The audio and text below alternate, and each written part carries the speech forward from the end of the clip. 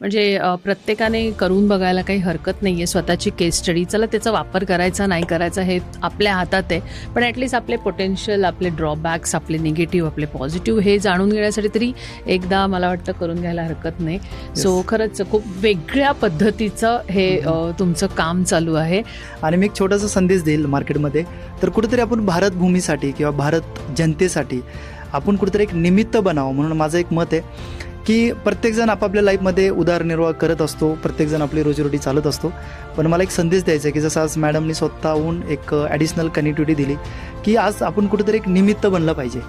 मग मी म्हणेल की तुमचा जो काय कामकाजचा जो काय कनेक्टिव्हिटी पार्ट आहे, जो कुठं ना कुठं आज गरजेचा आहे. जसं आज मार्केटमध्ये ट्रेनर खूप कमी आहेत आणि हे गाईडलाईन न भेटल्यामुळे बरीचशी लोक कुठेतरी भटकतात, सही डायरेक्शन भेटत नाही. आम्ही बी प्रॅक्टिकल बघतो, काही जणांचं बाहेरनं खूप भारी दिसतं, स्टेटस्कोप खूप भारी दिसतं, पण कुठेतरी मेंटली आतमध्ये ट्रेस एवढा काय बघायला भेटतो जेव्हा आम्ही केस स्टडी बघतो.